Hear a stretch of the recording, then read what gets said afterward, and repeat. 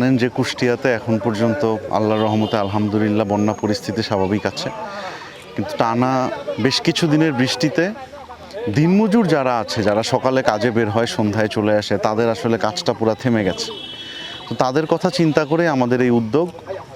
আমরা আজকে কুষ্টিয়া সেক্টরের অধীনে আজকে প্রাকপুর বিওপির অন্তর্গত এলাকাতে 100 জন দিনমজুরের মাঝখানেই বেসিক্যালি এই খাদ্য সামগ্রী বিতরণ করেছি।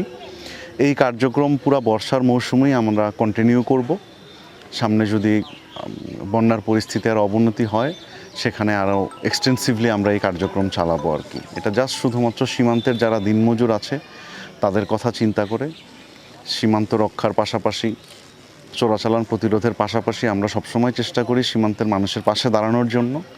আর এই সীমান্তের মানুষগুলো যে কোনো পরিস্থিতিতে সর্বদা বিজিবির ডাকে সাড়া দিয়েছেন, সবসময় বিজিবির পাশে দাঁড়িয়েছেন।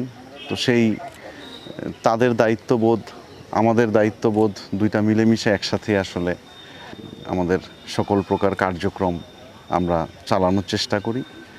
এই বন্ধন, সীমান্তের মানুষের সাথে বিজিবির বন্ধন, এইটা সবসময় অটুট থাকবে এবং এটাকে আরও দৃঢ় করার জন্য এই ধরনের পদক্ষেপ আমরা জারি রাখব। বর্তমানে সীমান্ত পরিস্থিতি স্বাভাবিক আছে। বর্ষার মৌসুমে সীমান্তের রাস্তাঘাটের একটু ক্ষতিগ্রস্ত হয়েছে, যে দিক দিয়ে চলাচল করতে একটু কষ্ট হয়, বাট এছাড়া সীমান্তের সার্বিক পরিস্থিতি এখন মোটামুটি স্বাভাবিক আছে। সারা দেশেই পুশিনের ঘটনা ঘটছে, কুষ্টিয়া সীমান্তেও কিছুদিন আগে ঘটেছিল। কুষ্টিয়া সীমান্তে যতগুলি পুশিনের চেষ্টা করা হয়েছে, আমাদের হিসাব মতো এখন পর্যন্ত 11 বার চেষ্টা করা হয়েছে। স্থানীয় জনগণের সহায়তায় প্রত্যেক বাড়ি তা প্রতিহত করতে সক্ষম হয়েছি। এখন আপাতত সীমান্তে পুশিনের অপচেষ্টার কিছুটা কমেছে। এখন আপাতত বেশ কিছুদিন ধরে বন্ধ আছে, নাই। বাট যে কোনো সময় সীমান্তে যদি এই ধরনের পুশিনের অপচেষ্টা করা হয়, আমরা সর্বদা সজাগ আছি। স্থানীয় লোকজনও আমাদেরকে প্রচণ্ডভাবে সহায়তা করছেন।